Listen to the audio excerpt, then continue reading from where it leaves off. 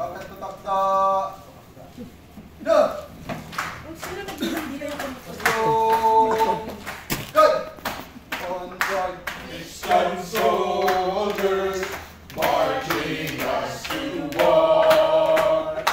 With the cross of Jesus going on before. Christ our royal master leads against the foe. Forward into battle, see his banners go. Ito na! Who are we? Christ disciples! Sing! Sing! Lana. No. First note. Kami. Sorry, sing. Kami naglilingkod, sa Kanya ay luluhod. Sa kay Jesus ialay ang buhay namin. Siya ay tunay na hero, saan may di nagbibiro. Alam kong di niya ko papabayaan, magpakailanman. CD, sa Kanya kami ay susunod. CD, sa Kanya kami maglilingkod. CD, CD.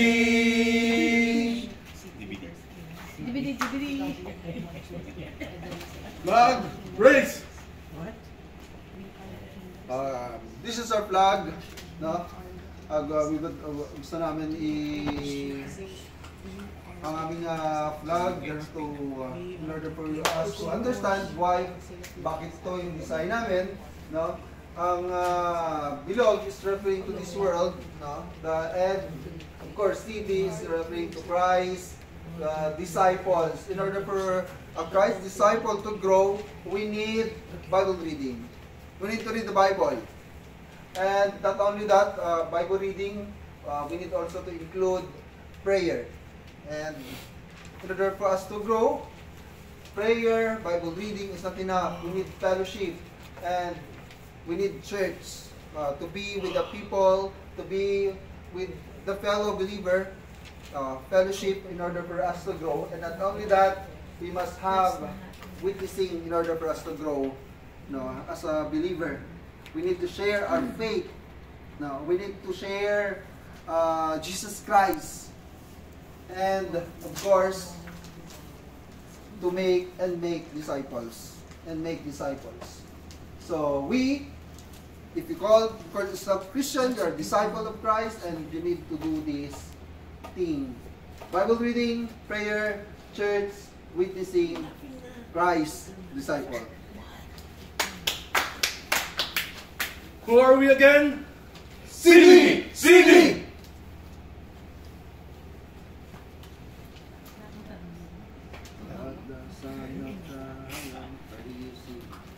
At the sign of triumph, Satan's foes the flee.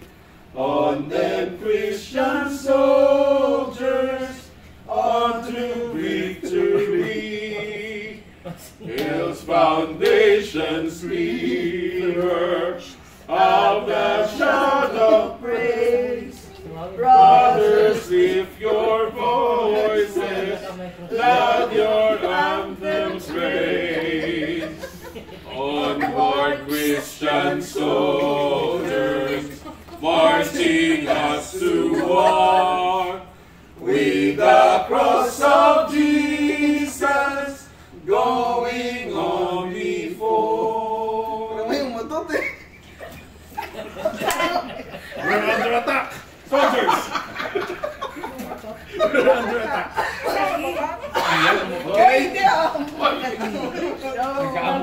Kayo lang apat magkakapatid. Tapusin din na. Bakit kita? Roleplay. Wala na, talo na kayo. Kaya pala tutuwanan siya sa gitna. Minus 20 points. Roleplay. No, drama. Drama. Ikaw yung 3. Okay lang. Kamoy mo din. Mamay yun na sabay-sabay sana para mawala agad. Magtulungan na lang natin at itigit.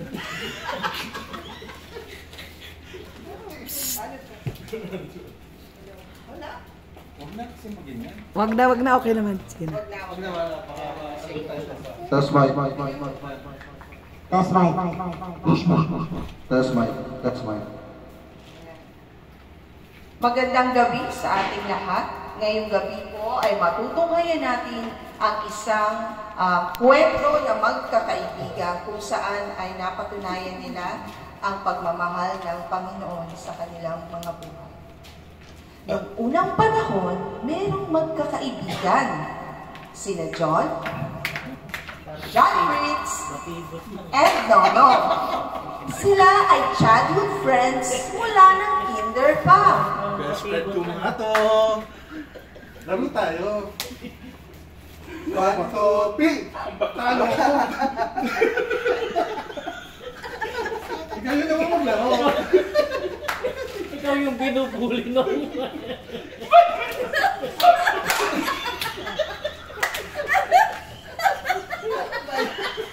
Ano laro nyo?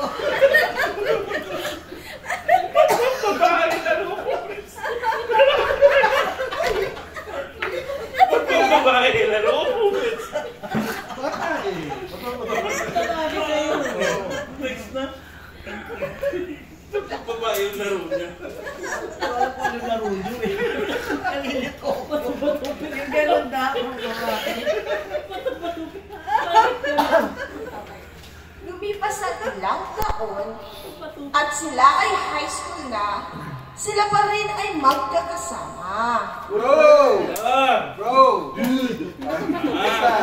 Project tayo sa English. Di ba bagsak ka? Okay. Kaya tayo pumasok, inom na lang tayo. Ah! Tara. Tara. Inom tayo. Tara, sagot mo. Parang normal lang ha. Diyan pa rin. Ito palagi yan. Si John Fritz, nang sila'y pumasok na ng kolehiyo, ay naka-attend ng isang Bible study na nagpapago ng buhay niya.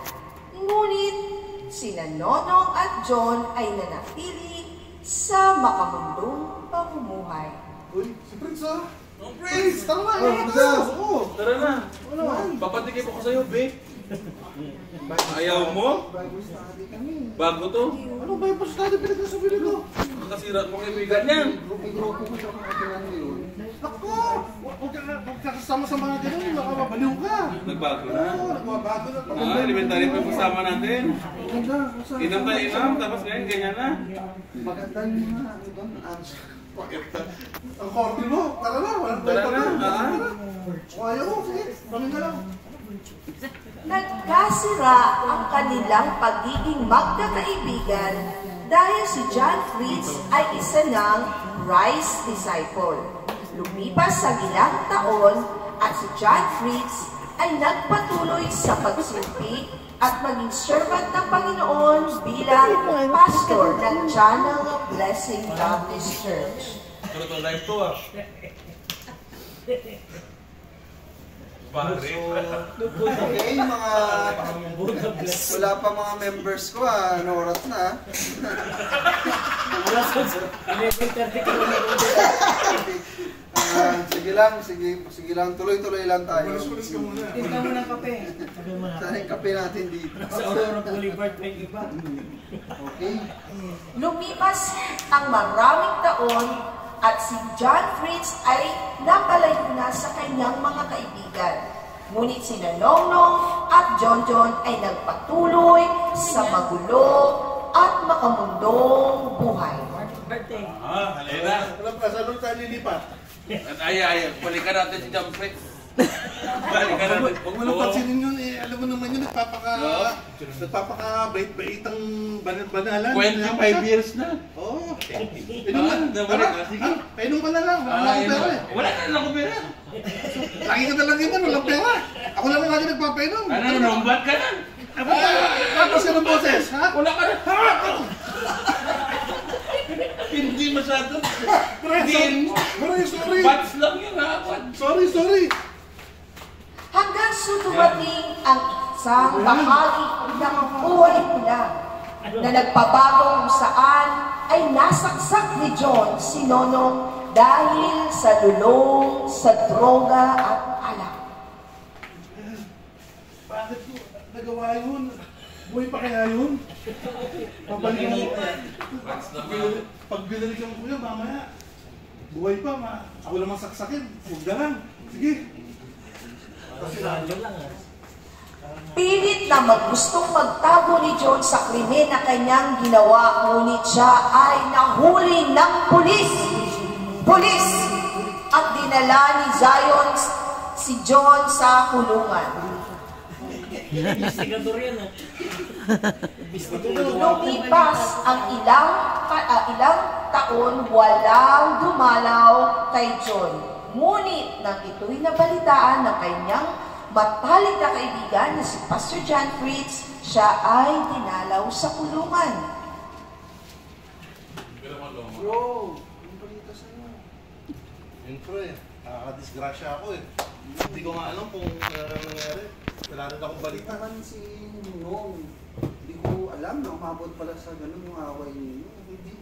Biglaan lang yun, lasing kami. Hindi ko alam kung anong nagawa ko. Oh, ano daw sabi ng husgado? Eh yun, hanggang ngayon, litis pa. Wala naman akong pakilala. Kaya ito, nakatagalan ako dito.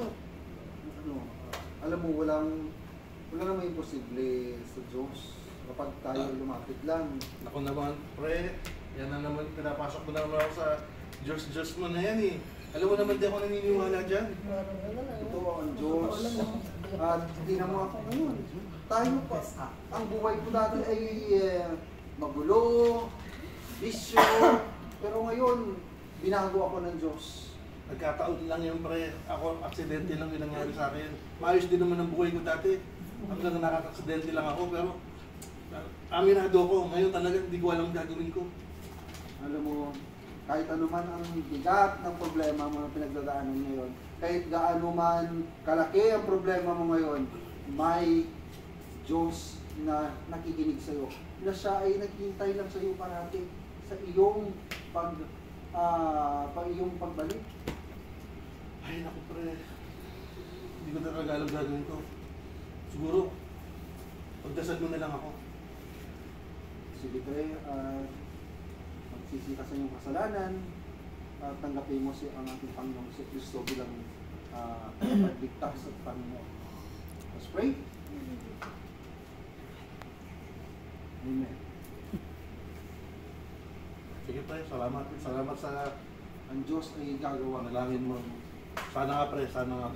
Hanapin niyo si Nonong para makalabas. Umalis na nga si Pastor John Fritz at nagkaroon ng magandang balita kay John dahil siya ay mapapalaya na mula sa kanyang kasalanan. At siya'y nagpapasalamat sa Panginoon at maririnig ang kanyang testimony ngayong gabi.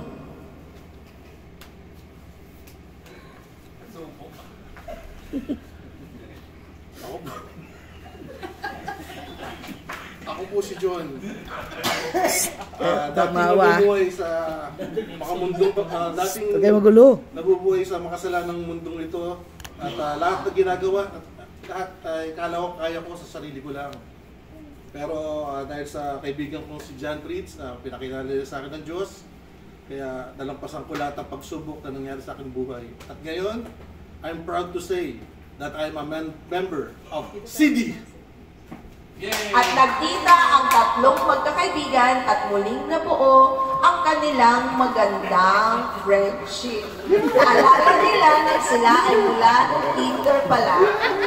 Okay. Bato-batupin. Sige na. 1, 2, 3. CD! CD.